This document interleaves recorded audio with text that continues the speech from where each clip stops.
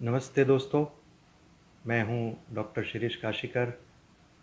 विश्व संवाद education foundation और national institute of mass communication and journalism Ahmedabad के इस कार्यक्रम में अच्छी खबर में मैं आपका स्वागत करता हूं। अच्छी खबर आपकी, हमारी, हम सब की खबर। दोस्तों, हम सब कोरोना के खिलाफ जंग लड़ रहे हैं, कोई घर में बैठकर तो कोई घर के बाहर रहकर। रोज़ सुबह से रात तक हमारा जीवन उन्हीं खबरों से भरा रहता है जो परेशान करती हैं। किंतु उन्हीं खबरों में से हम आपके लिए चुनकर लाए हैं कुछ ऐसी खबरें जो आपको सुकून देगी। ये हमारी कोशिश है कि आपको देश दुनिया की इस महामारी के समय में हो रही ऐसी कुछ अच्छी घटनाओं से रूबरू करवाएं। तो आइए शुरुआत करते हैं गॉड्स ओन कंट्री कहे जाने वाले हमारे अपने केरला राज्य से।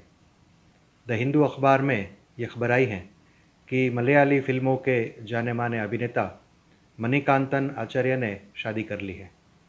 नहीं, खबर ये नहीं है। खबर ये है कि उन्होंने बड़ी सादगी से ये शादी की है और उस शादी में खर्च होने वाला सारा पैसा उन्होंने मुख्यमंत्री राहत कोष में देने की घोषणा की है।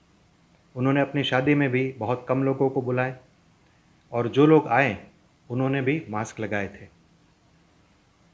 यहाँ बता दें कि मणिकांतन कमत्ती फिल्म के बाद लाइमलाइट में आ गए थे। बाद में उन्होंने कई सारी तमिल और मलयाली सुपरहिट फिल्में दी हैं। तो मणिकांतन जी और अंजलि, आप दोनों को ढेर सारी बधाइयाँ। दोस्तों, कोरोना के इस समय में हमने आधुनिक तकनीक के उपयोग से जापान और जर्मनी को काम करते हुए तो देखा है, जिसमें हमने कई सारे ऐसे विजुअल्स भी देखे हैं जिसमें रोबो हॉस्पिटल में नर्स का काम कर रहे हैं। पर इतना दूर क्यों जाए, हमारा सूरत भी तो करीब है। हमारे ये रोबो भाई साहब अब सूरत की सिविल हॉस्पिटल में भी आ गए हैं और कोरोना के पेशेंट्स को वो खाना पीना, दवाइयाँ समेत जो भी चीज़ें देनी हैं वो दे रहे हैं। ये रोबो रिमोट सिस्टम से ऑपरेट होता है और 50 मीटर तक घूम सकता है। गुजरात में सूरत की सिविल हॉस्पिटल ऐसी पहली हॉस्पिटल है जहां यह सुविधा शुरू की गई है। अगर यह प्रयोग सफल हुआ तो इसी अस्पताल के हर एक वार्ड में रोबो भाई को लाया जाने की पूरी संभावना है। यह खबर गुजरात समाचार में छपी है। अब थोड़ी फिल्मी बात हो जाए। जहां पूरी दुनिया कोरोना के खिलाफ जंग लड़ रही है, वहां बॉलीवुड कैसे पीछे रह सकता है। हर कोई अपनी शक्ति के मुताबिक अपना प्रदान कर रहा है। जानी मानी अभिनेत्री विद्या बालन ने भी हेल्थ केयर वर्कर्स और डॉक्टर्स के लिए करीब करीब 1000 पीपीई किट्स देने की घोषणा की है। विद्या ने अपने इंस्टाग्राम अकाउंट पर यह बात कही है। उन्होंने और कलाकारों को भी आगे आने के लिए आह्वान किया है। ये बताते चलें कि वरुण धवन ने भी अपने जन्मदिन पर फिल्म और टीवी इंडस्ट्री के जुड़े लोगों को करीब करीब 5 लाख श्रमिकों को आर्थिक सहायता की है। बहुत अच्छे, बहुत अच्छे। अब थोड़ी गंभीर बात हो जाए। अक्षय तृतीया के दिन राष्ट्रीय स्वयंसेवक संघ के सरसंघ चालक डॉक्टर मोहन भागवत जी ने अपने प्रवचन में कहा था कि किसी भी समुदाय के थोड़े लोगों की गलतियों के लिए पूरे समुदाय को गलत नहीं मान सकते। उन्होंने सभी 130 करोड़ भारतीय बंधु भगिनी हैं और सबको एक दूसरे के साथ रहना है और मदद करनी है, ये कहा और ये आह्वान भी किया।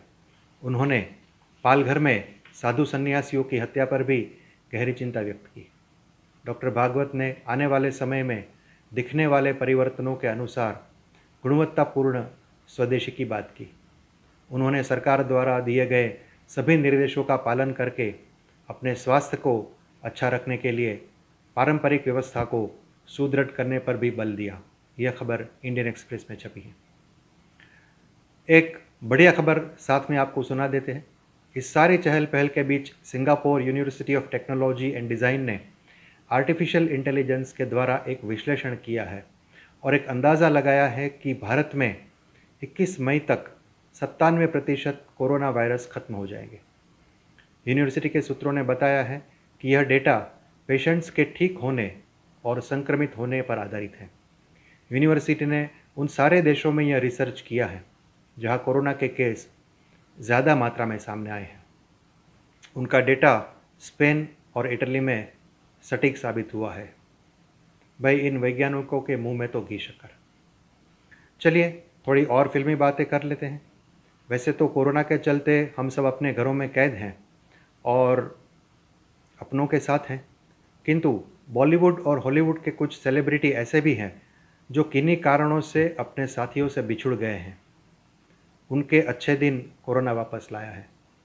खबर आई है कि ऋतिक रोशन और सुजैन खान, इम्तियाज़ अली और उनकी पत्नी प्रीति लॉकडाउन में फिर से करीब आ गए हैं।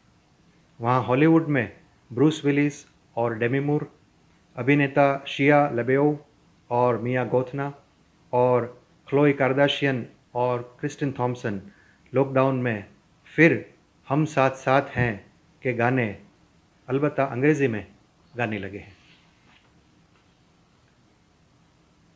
अक्षय तृतीया के शुभ अवसर पर करीब करीब 4 लाख जैन श्रद्धालु इकट्ठा हो गए। नहीं, घबराइए नहीं, वे सब साइपर स्पेस पर मिले थे, सोशल डिस्टेंसिंग का पूरा ध्यान रखे हुए। जैन संप्रदाय के चारों फिरके, डेरावासी, स्थानकवासी, दिगंबर और तेरापंथी के गुरु भगवंतों ने अपने भाविकों पर साइबर स्पेस से आशीर्वाद बरसाए। सिर्फ गुजरात से ही नहीं, परंतु ब्रिटेन और ऑस्ट्रेलिया के जैन भक्तगण भी इस लाइव वेबकास्टिंग से जुड़े। गुरु प्रेम मिशन संस्थान द्वारा यह आयोजन किया गया था। थोड़ा रुख फिर से बॉलीवुड की ओर कर ले। हिंदी फिल्मी दुनिया के शोमैन माने जाने वाले सुभाष घई ने ऐलान किया है कि वह अपनी 2 पुरानी फिल्में खलनायक और कालीचरण के 2.0 वर्जन बनाएंगे। लॉकडाउन के दौरान अपने कामों में व्यस्त सुभाष जी ने बताया कि वह नए कलाकारों के साथ इन दोनों फिल्मों पर काम करने को उत्सुक हैं। फिल्म की बाउंड स्क्रिप्ट भी तैयार है। ये बताते चले कि खलनायक की भूमिका संजय दत्त ने और 1973 में बनी कालीचरण की भूमिका खामोश यानी शत्रुघ्न सिन्हा ने की थी और उस वक्त भी ये दोनों फिल्में सुपरहिट रही थी। इस तरफ गुजरात की फार्मा कंपनियां भी नोवेल कोरोना वायरस का इलाज ढूंढने में लगी हैं। ज़ायडस कैडिला के चेयरमैन श्री पंकज पटेल ने बताया कि उनकी कंपनी ने प्री क्लिनिकल ट्रायल शुरू किए थे। प्री क्लिनिकल यानी कि पशुओं पर इसके ट्रायल को अच्छे परिणाम मिले हैं। काफ़ी लंबे चौड़े प्रयोगों के बाद इंसानों पर भी ट्रायल होगा। उन्होंने 6 से 8 महीने में वैक्सीन तैयार कर लेने का दावा भी किया।